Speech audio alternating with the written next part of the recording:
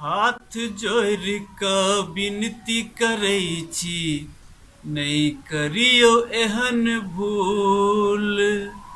हाथ जोड़ि कऽ विनती करै छी, नहि करियो एहन भूल।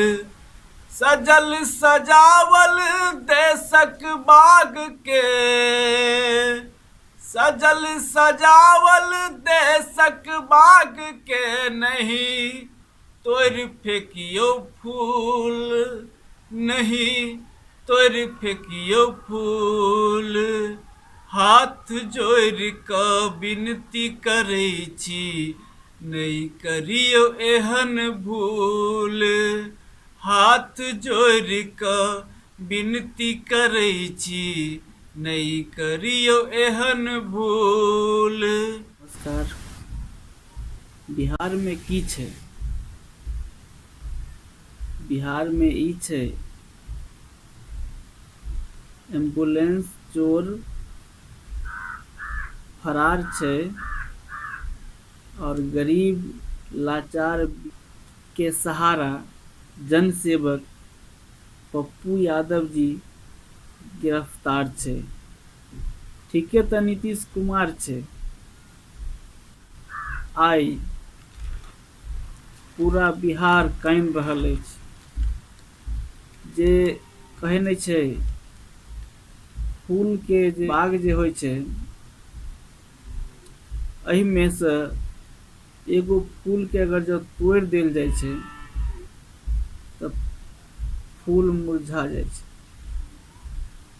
तेनाही आइ हमर बिहारक खिलल फुलवारी में से एकटा फूल के तोड़ देल गेलैए। एहन विकट परिस्थिति में अपन जान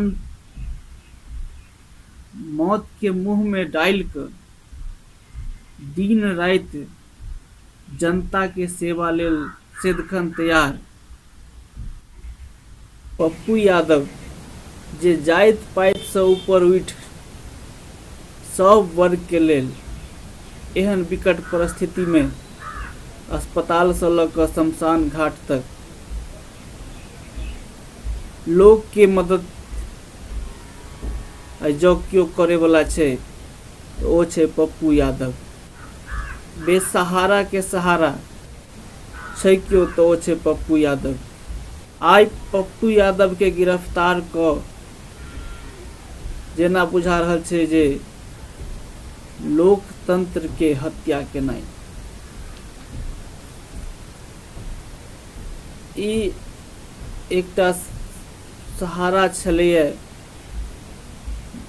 ई काम सरकार के करबाक छलैए जे अस्पताल में नीक व्यवस्था हेबाक चाही, भूखल आदमी के खाना भेटबाक चाही।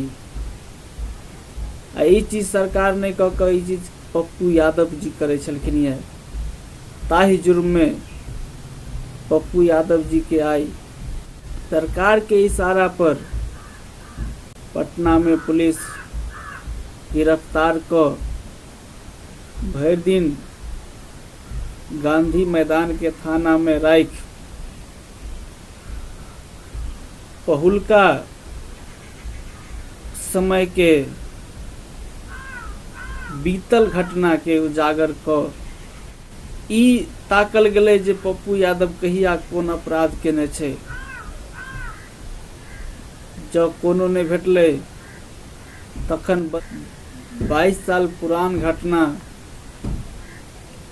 के मामला में पप्पू यादव के पटना से मधेपुरा आइन सुपौल के बीरपुर जेल में डाल देना है। ई कते बड़का अन्याय छै बिहार के लेल।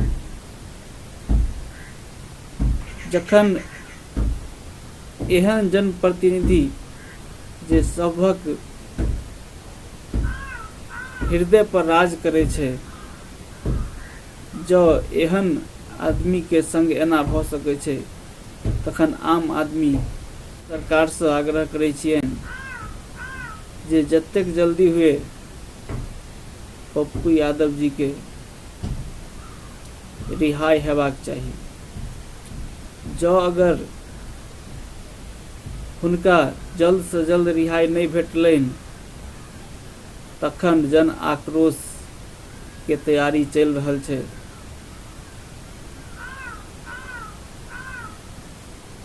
जब पप्पू यादव के रिहाई नहीं हेतै तखन एहन परिस्थिति पैदा हेतै जे आदमी के जेल में रखनाइ मुश्किल भ जेतै सरकार के।